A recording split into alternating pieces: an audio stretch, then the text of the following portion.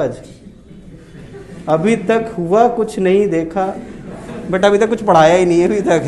बेचारों कहानी सुना रहे तुम्हारे चक्कर में। अब तो आवाज़ आ रही ना मेरे बच्चों, मतलब सबसे बोल रहा हूँ, ऑनलाइन वालों से भी बोल रहा हूँ अब तो मैं। चलो तो अभी तक हम लोग बेटा टाइम पास ही कर रहे थे बच्चों के साथ, बहुत दिनों से बातें की नहीं थी, ऑनलाइन बातें कर रहे थे तो मज़ा भी नहीं आ रहा था। चलो तो आई होप यहाँ से चीज़ें थोड़ी सी शॉर्ट आउट हो। वैसे नेक्स्ट वन से तो अलग अलग ही होगा, वो कंबाइंड क्लास हो नहीं पाएगा क्योंकि तुम सब लोग आ गए हो। हम तो सोच रहे थे, बताया ना कि कम कम में निपटा लेंगे आज तो चलो नेक्स्ट टाइम से वी विल हैव। और अब शुरू करते हैं। काफ़ी तब तो बातें भी नहीं बची बताने के लिए। तुम लोग के पास हो तो बताओ, फिर और कुछ सुन सकते हैं। मेरे पास तो कुछ बचा नहीं है। इसने जैसे बताया इसने तो बता दिया मंदिर से। और कोई है कुछ बताने वाला? शिवन माधर तुम तो बता दो यार, तुमने तो मतलब मैंने मास्क थोड़े हटाने को बोला। अच्छा नाक दर्द करती है तुम्हारे, नाक के चक्कर में बेटा एक आध को शहीद कर दोगे तुम।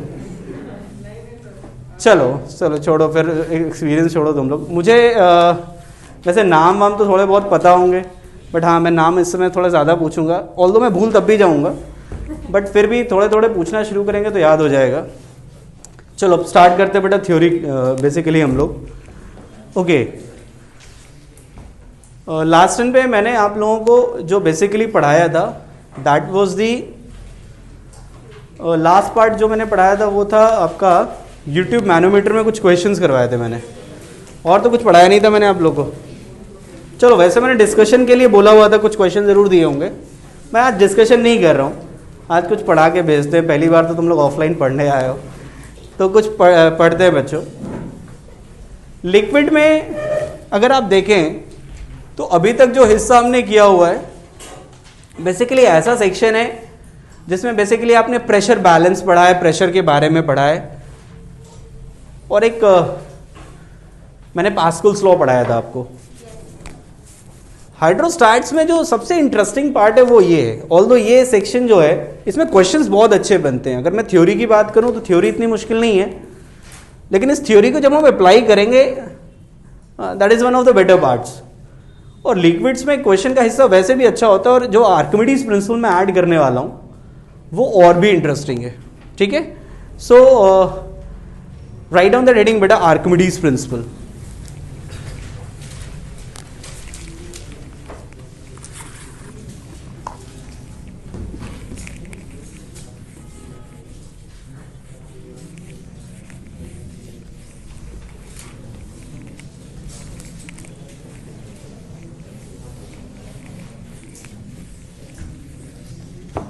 सर लेसे रहे बच्चों,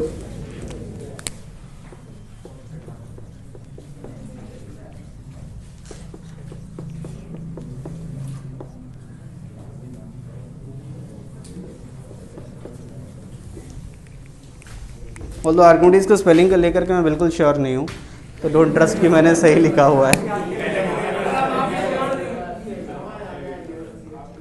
पहले तो चुप हो जाओ, मैंने पहले बोल दिया कि आई एम नॉट श्योर, तो उसे मान लो। मैं उसे सही भी नहीं करने वाला हूँ यहाँ से, ठीक है। खैर छोड़ो। आर्किमिडीज क्या कह रहे हो तुम लोग? हाँ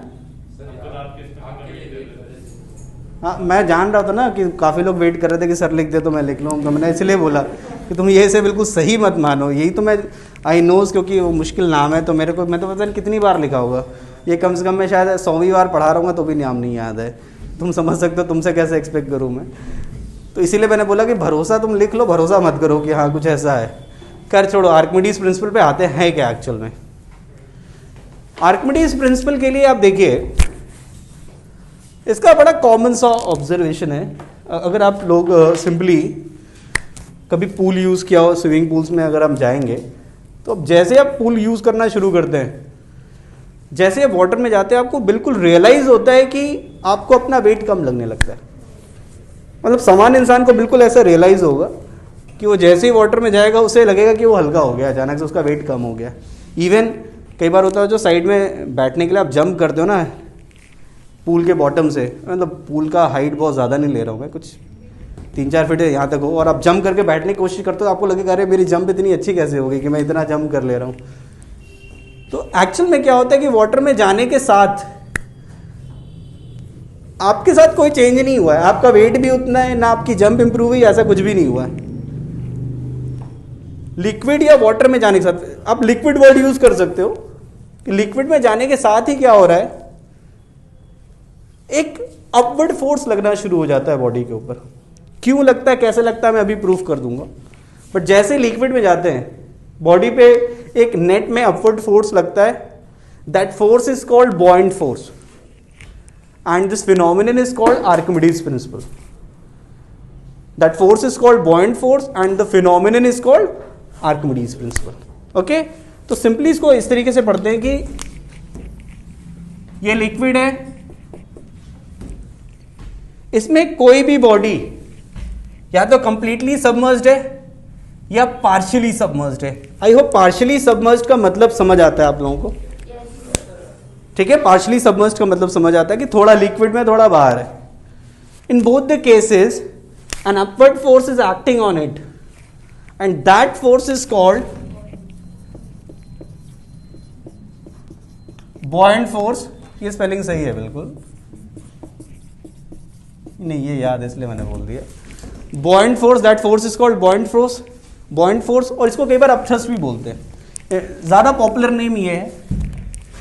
That force is called buoyant force and this principle or that phenomenon is called Archimedes principle. Is it clear? Just note it down. Exactly मैं इसका proof करूंगा कि ये इसका magnitude आता कितना है।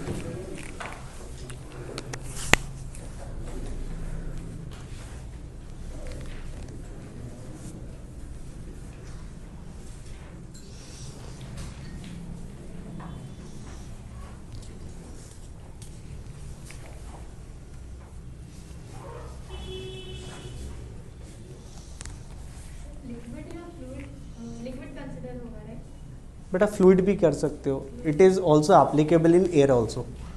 सो इट इज़ बेटर आप लिक्विड लिख लो क्योंकि हम लिक्विड पढ़ रहे हैं, बाकी फ्लूइड के लिए भी एप्लीकेबल एज इट इज़।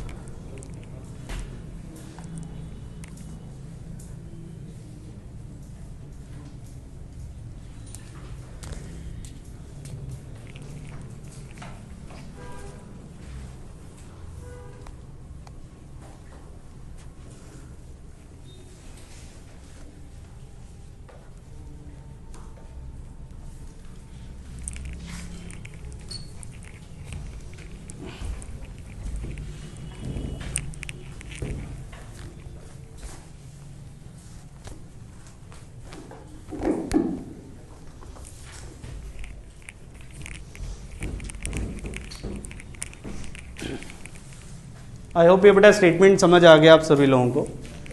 मैं एग्जैक्टली इसका मैग्नीट्यूड प्रूफ करूंगा, एग्जैक्टली इस मैग्नीट्यूड को प्रूफ करूंगा कि एक्चुअल में बॉयंट फोर्स क्यों आ रहा है और कितना आ रहा है।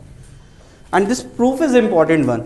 प्रूफ केवल इसलिए इंपॉर्टेंट नहीं है कि वो आपको एग्जाम में पूछ सकता है, आपके स्कूल एग्जाम होते हैं तो ये पूछता है उसमें, बट ये बेसिकली क्वेश्चन में एप्लीकेशन के लिए बहुत इंपॉर्टेंट है। देखो क्लास में बेटा कभी भी मैं कोई भी प्रूफ करता हूँ, वो प्रूफ उसका मोटिव सबसे ज़्यादा इसीलिए मैं प्रूफ करूंगा कि वो बेसिकली उसका क्वेश्चन में एप्लीकेशन ज़रूर आएगा। अगर वो काम का नहीं होगा तो मैं वैसे नहीं प्रूफ करूंगा उसको। और ये जो एप्लीकेशन पार्ट है it is a bit important, क्योंकि इसको एज इट इज़ इसके प्रूफ बेस्ड क्वेश्चंस आपको जेईई में स्ट्रेट अवे पूछे गए और बहुत अच्छे क्वेश्चंस बनते हैं। तो आप देखिएगा कि एग्जैक्टली बॉयंट फोर्स का रीज़न क्या है, उसके लिए मैं एक एक्सप्लेनेशन दे रहा हूँ, एक प्रूफ भी कर रहा हूँ, ध्यान देना। लाइक एक लिक्विड लिया मैंने ऐसे, ये लिक्विड लिया और यहां पर ये एक कंप्लीटली सबमर्ज्ड सिलेंडर लिया। मैंने ये केस कंप्लीटली सबमर्ज्ड का लिया है, लेकिन ये as it is partially submerged के लिए भी क्या होगा, वैलिड होगा। ठीक है, अब आप देखिए यहां पे एग्जैक्टली मैं यहां पे प्रेशर डिफरेंस की बात करूंगा यहां पे। ठीक है, अब आप देखना इस पे लगने वाले जो भी थ्रस्ट है मैं वो बनाने जा रहा हूं। ऊपर से प्रेशर लगेगा, नीचे से प्रेशर लगेगा, साइड से और इस साइड से। प्रेशर की वजह से जो फोर्स होता है दैट इज कॉल्ड थ्रस्ट। आप अगर यहां पे देखो, सबसे पहले मैं साइड पे आता हूं। साइड पे मैं साइड पे बोलूंगा कि एब्सोल्युटली सिमेट्री की वजह से जैसा फोर्स इधर लग रहा है एग्जैक्टली वैसा ही फोर्स इधर से लग रहा है, and both the forces will cancel each other, ये दोनों के दोनों क्या कर देंगे, एक दूसरे को कैंसल आउट कर देंगे। ओके, तो ये यहां से they will get cancelled out. Horizontal में तो कैंसल आउट हो गया, वर्टिकल को अब डिस्कस करते हैं। If you are talking about the vertical force, like अगर मैं यहां पे बात करूं तो ये बेसिकली यहां पे मैं इसको 0.1 कह रहा हूं, इसको 2 कह रहा हूं, this is 1 and this is 2। Can we say that this force is P1A and this force is P2A? क्या हम कह सकते हैं ऐसा? और जो बॉइंट फोर्स डेवलप होता है, वो बॉइंट फोर्स डेवलप होता है because of this pressure difference. This buoyant force is developed due to this pressure difference. Okay, and the pressure difference is exactly this is the buoyant force. और अगर आपको याद हो, अगर ये हाइट मैं h लेता हूं, if this height is h, density of the liquid is rho, so we know very well that this P2 minus P1 is rho GH into, ये बाद में ही हो गया। तो आपको ये तो समझ आ गया कि नेट में अपवर्ड फोर्स लगने वाला है। इसमें एक इंटरेस्टिंग बात ये है कि मैंने P2 को पहले से ही मान लिया कि बड़ा है। आई होप आप लोग कंफर्टेबल हैं इससे कि क्यों बड़ा है ये P2। जितना नीचे जाते हैं प्रेशर की वैल्यू इंक्रीज होती है, जैसे जैसे बॉटम पे जाते हैं rho G H, obviously H increase होगा तो प्रेशर इंक्रीज होगा। ओके, तो ये pressure difference, this pressure difference is responsible for this upward force that is called buoyant force. इसमें एक चीज अभी सुनना, नोट करने से पहले, यहां पर आप देखिए ए एच रो इंटू जी, आप इसको देखो जरा, मैंने थोड़ा रीअरेंज किया है इसको, और यहां पर क्या है, ये जो सिलेंडर है ये एक्चुअल में A इंटू एच जो लिखा है ना, this is the volume of cylinder. लेकिन ये जो डेंसिटी यूज की है, ये लिक्विड की डेंसिटी यूज की है, तो ये सिलेंडर का मास तो बिल्कुल भी नहीं है, ये सिलेंडर का मास नहीं है, because this rho is the density of the liquid. भाई अगर सिलेंडर का मास होता तो मैं सिलेंडर की डेंसिटी लेता, बट मैंने किसकी डेंसिटी ले रखी है यहाँ पे, लिक्विड की। तो एग्जैक्टली सिचुएशन क्या है कि हम कहते हैं कि सिलेंडर जो लिक्विड में सबमर्ज्ड है, तो सिलेंडर ने क्या किया, उतना वॉल्यूम डिस्प्लेस किया है लिक्विड का। सिलेंडर ने क्या किया है, उतना वॉल्यूम डिस्प्लेस किया है लिक्विड का। भाई आपको पता है एक बकेट है, मान लो फुल भरा हुआ है बकेट, उसमें अगर कुछ भी तुम बॉडी डालोगे तो लिक्विड ओवरफ्लो करेगा ना, लिक्विड को डिस्प्लेस करेगा बॉडी। मैं क्या कह रहा हूं समझ आ रहा है कि डिस्प्लेस करने का मतलब क्या हुआ? लेट से कोई बकेट है, उसमें तुमने एक स्टोन डाल दिया या बड़ा सा ब्रिक डाल दिया, तो ब्रिक तो नीचे जाएगा, लेकिन कुछ लिक्विड वो बाहर फ्लो करके बाहर आएगा। जो लिक्विड बाहर आया that is actually the displaced liquid, और जितना वॉल्यूम उस ब्रिक का होगा उतना ही वॉल्यूम वो क्या करेगा, डिस्प्लेस करेगा। तो एग्जैक्टली सिचुएशन क्या है बच्चों कि जब ये सिलेंडर इस लिक्विड में आया तो जितना वॉल्यूम इस सिलेंडर का है उतना वॉल्यूम का लिक्विड इसने डिस्प्लेस कर दिया, and this is the displaced liquid by the cylinder. This is the volume of displaced liquid. जितना लिक्विड डिस्प्लेस हुआ है वो वॉल्यूम है, density of the liquid into gravity. तो इसको हम कहते क्या है, इसको मैं लिख रहा हूं, this is the weight of displaced liquid. This is the weight of displaced liquid. Displaced liquid का वेट है। तो जब भी कोई बॉडी, मैं इसे कंक्लूड कर रहा हूं, सुनना बस, जब भी कोई बॉडी पार्शियली या कंप्लीटली सबमर्ज्ड है बॉडी में, ठीक है, सॉरी लिक्विड में, तो एक अपवर्ड फोर्स लगेगा बॉडी के ऊपर। That upward force is called buoyant force, and that buoyant force is produced due to the pressure difference between the liquid levels, and this buoyant force is equal to weight of displaced liquid. जितना भी liquid displace होगा उस displace liquid के wait के बराबर होगा। Is that clear now? Exactly ये buoyant force है।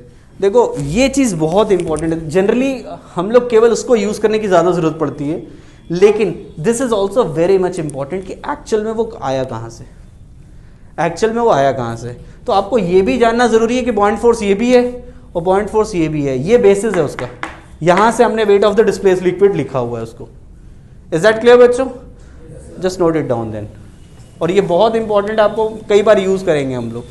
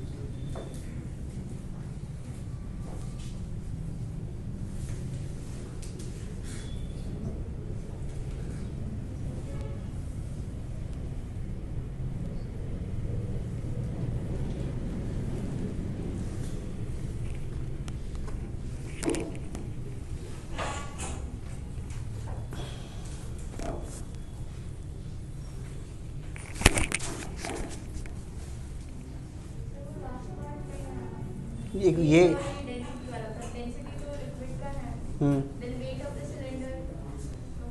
नहीं, वेट ऑफ द सिलेंडर मैंने नहीं बोला बेटा, मैंने बोला this is AH is the volume of the liquid which is displaced by the cylinder. जब आप किसी लिक्विड में कोई भी ऑब्जेक्ट डालते हो तो वो वॉल्यूम ओवरफ्लो करके बाहर आ जाएगा।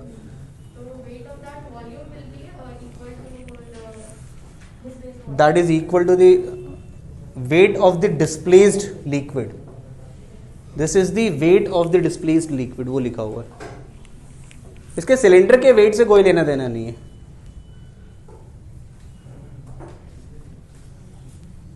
और बस आप इतना याद रखिए कि जब भी कोई बॉडी सबमर्ज्ड होती है ना, पूरी तरीके से कंप्लीटली सबमर्ज्ड होती है, तो जो जितना वॉल्यूम लिक्विड में उतना वो डिस्प्लेस करेगा। श्योर, जितना वॉल्यूम लिक्विड के अंदर है ना उतना वॉल्यूम वो क्या करेगा, डिस्प्लेस करेगा एक्चुअल में। तो यहाँ पे पूरा का पूरा सिलेंडर अंदर है, इसलिए पूरा का पूरा सिलेंडर के वॉल्यूम के बराबर का वॉल्यूम डिस्प्लेस हो जाएगा। यहाँ पे कितना वॉल्यूम डिस्प्लेस होगा समझ आ रहा है? जितना सिलेंडर का वॉल्यूम है ना वो अपने वॉल्यूम के बराबर का वॉल्यूम यहाँ से क्या करेगा, डिस्प्लेस करेगा। Okay, and this is the complete story regarding This is the complete story regarding the upthrust. Okay, I hope ये याद रखिएगा आप लोग।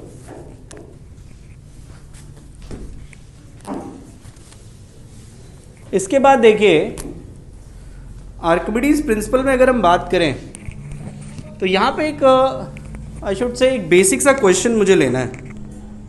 यहाँ पे एक बेसिक सा क्वेश्चन मुझे लेना है जिससे कि मैं इसके एप्लीकेशन को यहाँ से समझा सकूँ। देखिए आप अगर देखें तो एक बेसिक सा प्रिंसिपल है ये, और इसमें बेटा मैं कितने भी क्वेश्चन बना सकता हूँ। यहाँ पे कितने भी क्वेश्चन आपकी शीट में कम से कम 5 से 6 टाइप के क्वेश्चन हो गए शीट में। इसका मतलब ये नहीं कि शीट कंप्लीट हो गई, उस ऐसे कितने भी टाइप के क्वेश्चन आपके बनाए जा सकते हैं, कितने भी, और फ़र्क नहीं पड़ता कितने क्वेश्चन। तो आपको बेसिकली करना क्या है कि बेसिस को समझना है कि कैसे इन चीज़ों को हम कर रहे हैं और उसी को हमें यूज़ करना है। ठीक है, तो एक बेसिक क्वेश्चन से मैं शुरुआत कर रहा हूँ और उसी को हम लोग यूज़ करते चले जाएंगे। तो देखिएगा आप लोग,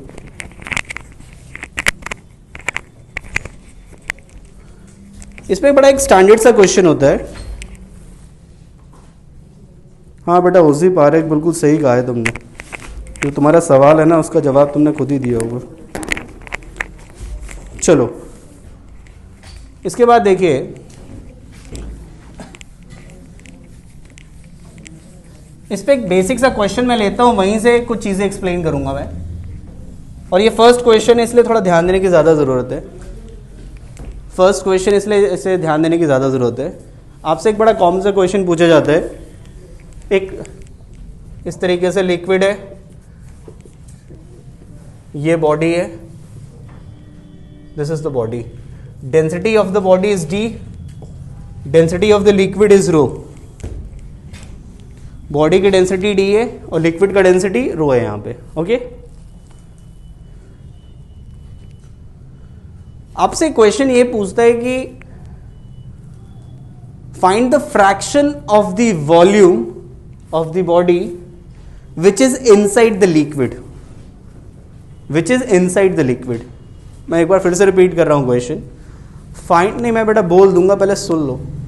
find the fraction of the volume of the cylinder which is submerged inside the liquid. Okay, exactly ये क्वेश्चन है कि इस बॉडी का कितना वॉल्यूम, वॉल्यूम भी नहीं कहना चाहिए, वॉल्यूम का फ्रैक्शन लिक्विड के अंदर है। पहले ये बताओ, ये फ्रैक्शन समझ आता है तुम लोगों को? मैथ्स में कभी ना कभी तो सुना ही होगा। सो नहीं भी आएगा तो देखना, मैं लिखूंगा तो आई होप समझ आए। तो हमारा ये है कि फ्रैक्शन हमें कैलकुलेट करना है। स्टार्ट ही हम फ्रैक्शन से करते हैं। मैं कहता हूँ ठीक है, वॉल्यूम का के फ्रैक्शन लिक्विड के अंदर है। ये जो सिलेंडर है इसके वॉल्यूम का के फ्रैक्शन लिक्विड के अंदर है। तो इसका मतलब ये हुआ, के फ्रैक्शन इनसाइड होने का मतलब मैं बता रहा हूं कि अगर total volume, if volume of cylinder is V, अगर सिलेंडर के वॉल्यूम, सिलेंडर का कंप्लीट वॉल्यूम कितना है बेटा? V है। तो जो सबमर्ज्ड लिक्विड, ये इतना हिस्सा, ये जो अंदर वॉल्यूम हुआ वो वॉल्यूम होगा kV। ये फ्रैक्शन का मीनिंग है। मतलब सिंपल सा है, वॉल्यूम डिस्प्लेस्ड या वॉल्यूम इनसाइड बोल देना चाहिए मुझे, volume inside upon total volume is equal to K। ये एग्जैक्टली फ्रैक्शन का मतलब है। इसीलिए मैंने देखो वॉल्यूम जो अंदर है ना, उस वॉल्यूम को बेसिकली क्या कह दिया है? kV कह दिया है। Are you getting my point और नॉट? तुम लोग के वॉल्यूम, मतलब वॉल्यूम से मतलब है वो आवाज वाला वॉल्यूम, उससे तो नहीं लग रहा कि ऐसा कुछ है। Are you getting this thing? Now it's okay. तो एग्जैक्टली ये वॉल्यूम जो सबमर्ज्ड है that is kV if the fraction is K। Fraction का मतलब ये हुआ कि जो अंदर का वॉल्यूम है divided by total volume that is equal to K, and we have to find out the K। इसीलिए मैंने डायरेक्टली बोल दिया V इनसाइड इज kV। और अगर ये इस तरीके से रखा हुआ है, that is in equilibrium, that is in equilibrium, and if it is in equilibrium it means net force acting on the body is zero. It means net force acting on the body is zero. So there are two forces acting on it. One is that weight and other one is buoyant force. So can we say that weight is equal to buoyant force? Weight क्या होगा इसका? Volume into density into gravity. V is the volume of the cylinder. And now it is buoyant force. Buoyant force के लिए displaced liquid चाहिए, और displace liquid क्या होगा? जितना वॉल्यूम अंदर होगा उतना लिक्विड डिस्प्लेस होगा। तो जितना वॉल्यूम ये अंदर है ना, उतना लिक्विड डिस्प्लेस किया उसने। This is kV, density of the liquid into gravity, weight of the displaced liquid. तो जितना लिक्विड डिस्प्लेस हुआ into density of the liquid into gravity. Okay, और from here you will get the value of K, which is equal to the K is equal to, that is D by rho, that is equal to D by rho। exactly ये answer होगा इस question को लेकर। ठीक है, हमने एक simple सा फोर्स बैलेंस किया है यहाँ पे, एग्जैक्टली हमने यहाँ पे फोर्स बैलेंस किया है बच्चों, just note it down now. कुछ पूछना हो तो पूछ लेना बच्चों यहाँ पे। इक्विलिब्रियम का मतलब होता है नेट फोर्स जीरो, दो ही फोर्स लग रहे हैं यहाँ पे। Find this fraction which is inside the liquid, fraction of volume which is inside the liquid। कौन सा बेटा? ये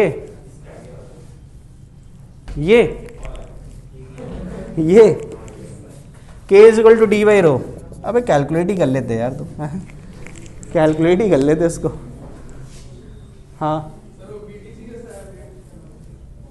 VDG, अब तो हंस सकते हैं यार। V क्या होता है और मास क्या होता है? वॉल्यूम और डेंसिटी में कुछ पता है रिलेशन? क्या होता है? वही लिखा हुआ है।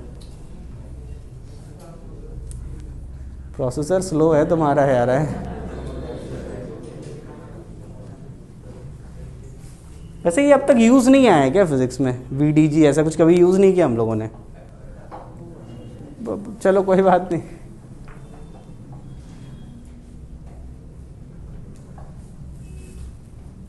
V इंटू डी इंटू जी, मतलब ये काफ़ी यूज़ आने वाला है यहाँ पे। अच्छा हुआ तुमने पूछ ही लिया। ये एक्चुअली इस तरीके का इक्वेशंस बहुत यूज़ करेंगे हम यहाँ पे।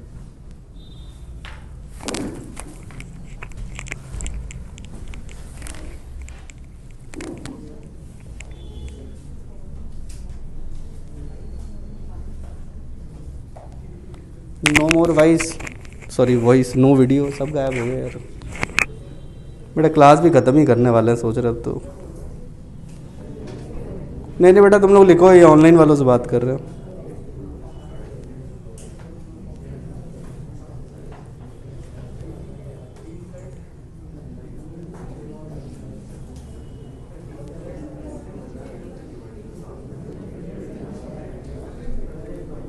नो ऑडियो नो वीडियो, बेटा वेट कर लो यार, बेटा बात मत करो भाई, लिख लो।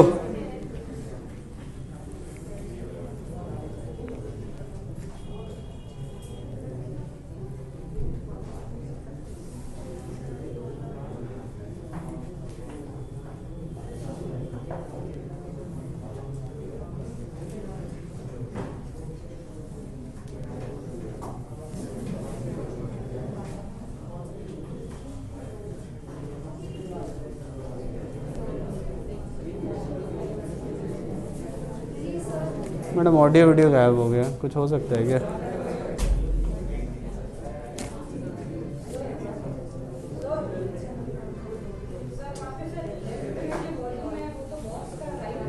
एक मिनट बेटा चुप हो जाओ तो मैं उसकी आवाज़ सुन लूँ। हाँ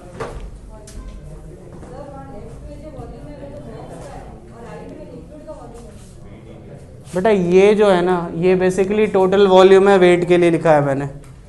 और ये जो लिखा हुआ है ये इतने हिस्से का वॉल्यूम है जो डिस्प्लेस किया उसने।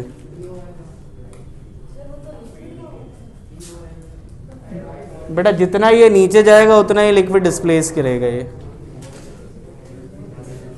मतलब तुम अगर नदी में कूदोगे तो नदी से पानी उतना ही डिस्प्लेस होगा जितना तुम्हारा वॉल्यूम है, अगर पूरा डूब गया तो। अरे एक एग्जांपल दे रहा हूँ भाई, उसे सीरियसली थोड़ी डुबोना है मैं। हाँ thank you ma'am, thank you.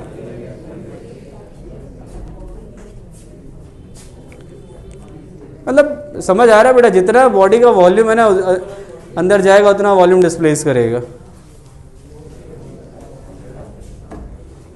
बेटा नोट कर लिया तुम लोग? अच्छा इन लोगों का तो ऑडियो वीडियो ही गायब था।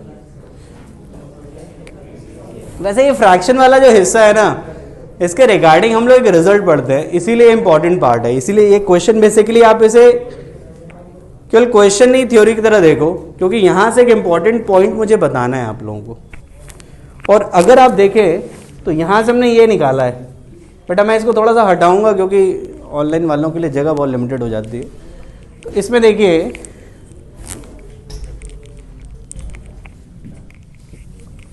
एक जस्ट एक बेसिक सा एनालिसिस है जो हम लोग करेंगे, और इसे आप रिजल्ट की तरह याद भी रखना। अब देखिए यहाँ पे हमने अभी निकाला k is equal to D by rho, और जो फ्रैक्शन होता है ना, फ्रैक्शन ये लेस देन 1 होता है। एक्सट्रीम केस में इक्वल टू हो सकता है, एक्सट्रीम केस में ये हो सकता है, तो जनरली ये लेस देन 1 आता है। अगर तुम लोगों ने ईमानदारी से मैथ्स पढ़ा होगा तो थोड़ा ये पता ज़रूर होगा। और ये k लेस देन 1 मतलब ये सिचुएशन आएगी, k मतलब क्या हो गया, d upon rho less than 1,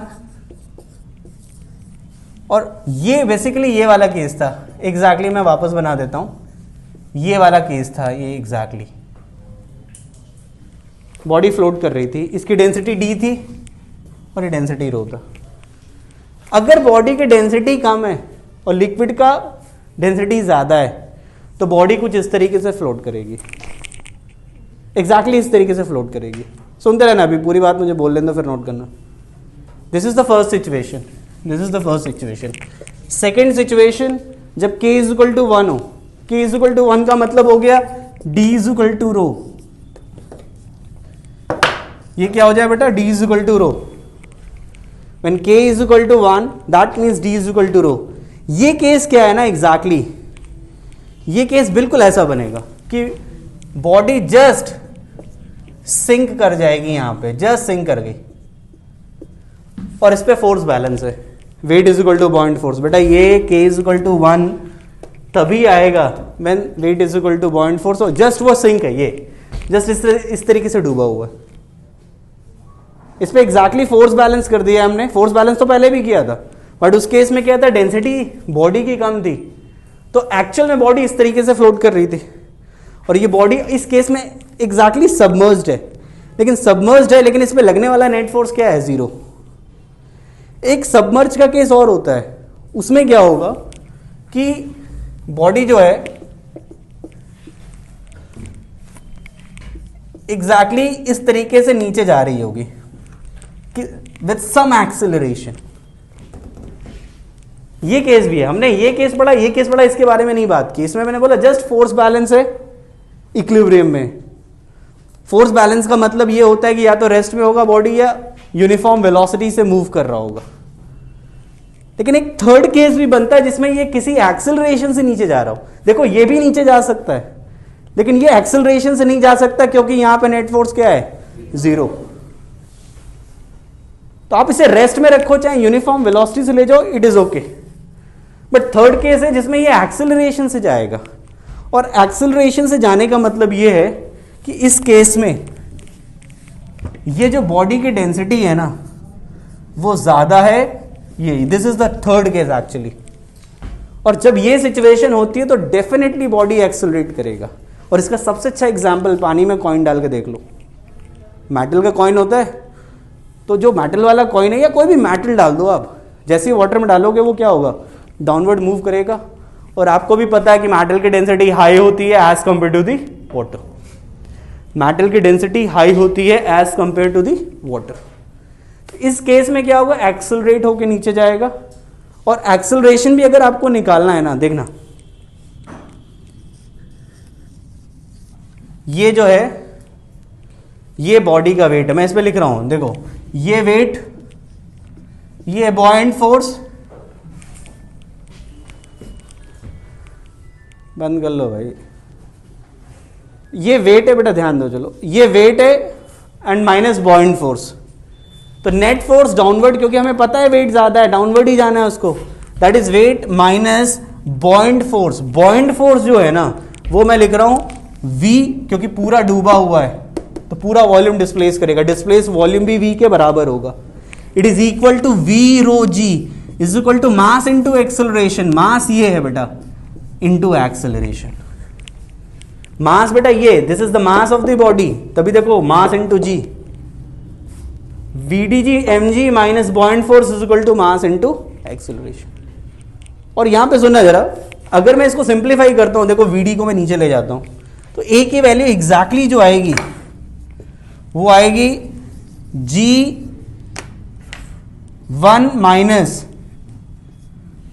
minus rho upon d। Exactly ये एक्सेलरेशन आएगा यहां पे। इस एक्सेलरेशन से वो नीचे बॉटम पे जा रहा होगा। तो आप एक इंटरेस्टिंग चीज देखो, केवल डेंसिटी के बेसिस पे 3 अलग अलग क्वेश्चन बन सकते हैं। केवल डेंसिटी के बेसिस पे 3 अलग अलग क्वेश्चन बनते हैं। अब आपको ये ध्यान देना कि डेंसिटी एक्चुअल में है क्या। अगर बॉडी की डेंसिटी कम है तो ये केस बनेगा, बॉडी की डेंसिटी कम है लिक्विड से तो ये केस बनेगा, बॉडी इस तरीके से फ्लोट करेगी। दोनों अगर बराबर हुए तो जस्ट बॉडी लिक्विड में होगा, या तो रेस्ट में होगा या यूनिफॉर्म वेलोसिटी से जा सकता है। लेकिन अगर ये केस हुआ बॉडी की डेंसिटी ज्यादा है तो उस केस में क्या होगा, ये एक्सेलरेशन से मूव करेगा और उसका एक्सेलरेशन ही आएगा। Is that clear? अब आप नोट कर सकते हो इसे, कुछ पूछना हो तो बेटा पूछ लेना इसमें।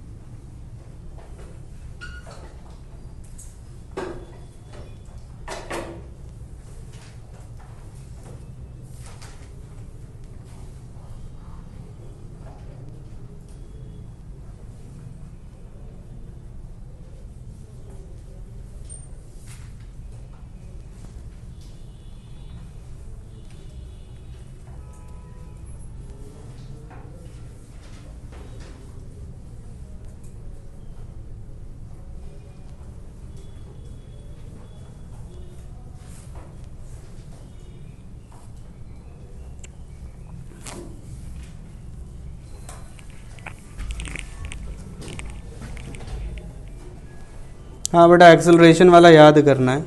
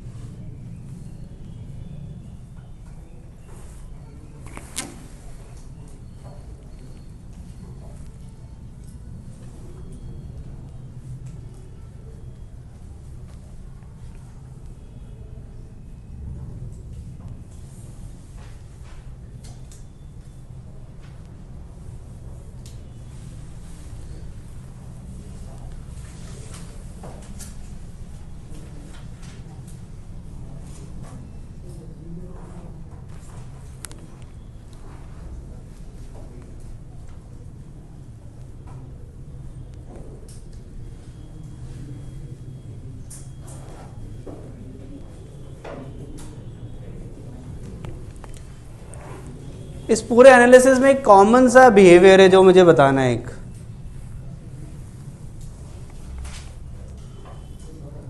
अब नोट कर लो पहले, बस एक कॉमन बिहेवियर है जो मुझे बताना है।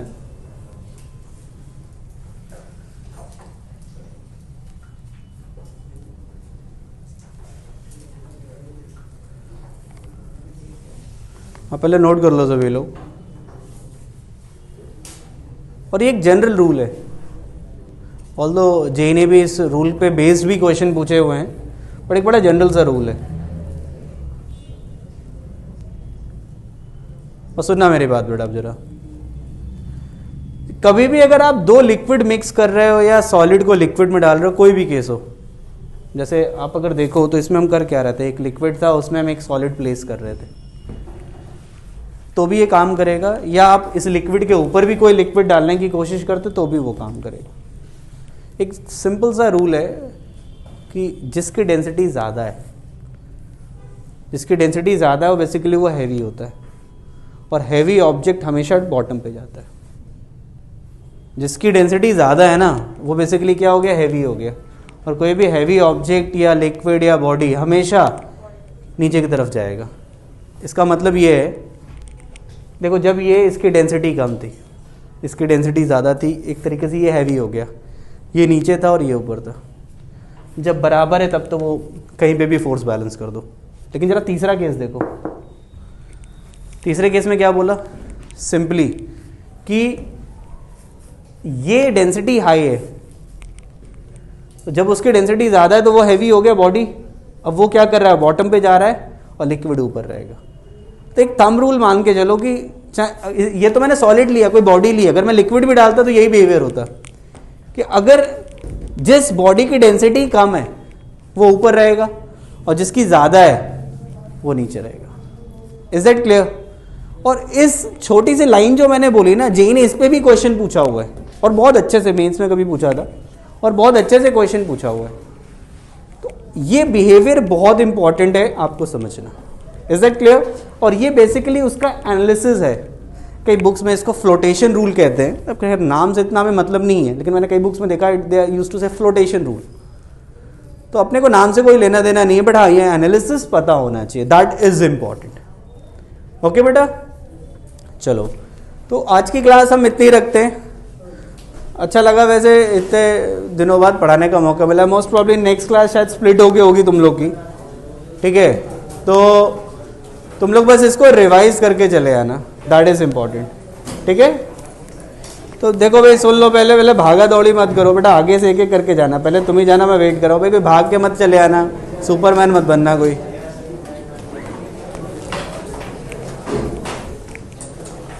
बट अपनी जगह पे बैठे ही रहना, धीरे धीरे निकलने दो, पता चले अगली बार आ ही नहीं पाए।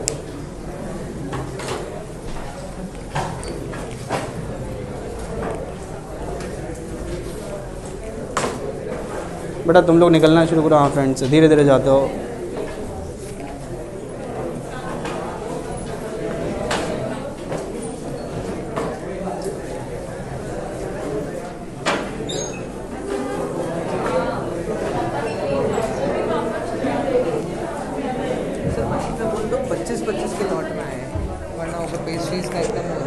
अच्छा जाओ बेटा। बेटा तुम लोग के लिए कुछ ऊपर है खाने के लिए, तो कम कम जाओ पहले बेटा, पहले तुम लोग जाओ, नहीं तो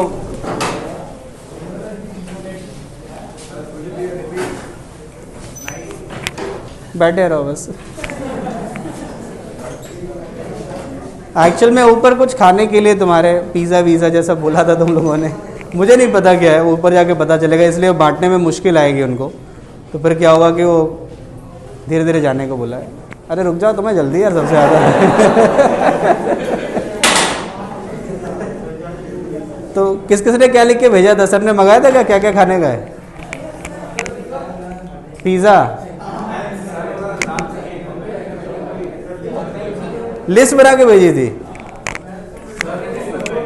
बेटा। जानते हो उन्होंने तो सोचा होगा 10 12 15 आएंगे, 2-3 डिश मिले, 2-3 आइटम खाने को मिलेगा, देखा पूरी भीड़ ही आ गई, तो उन्होंने कहा होगा चॉकलेट में ही काम चला, तो पता ना हो हैं।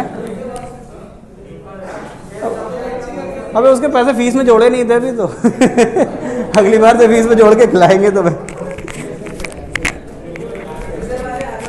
ये तो ऐसे बोल रहा जैसे रिजर्वेशन करा के गया बुकिंग टेबल पे।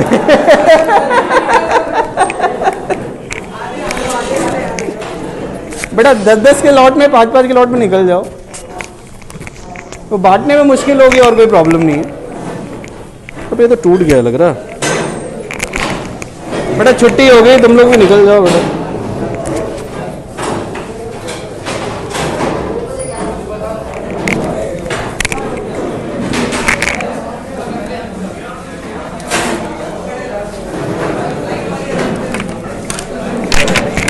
बेटा बैठ जाओ।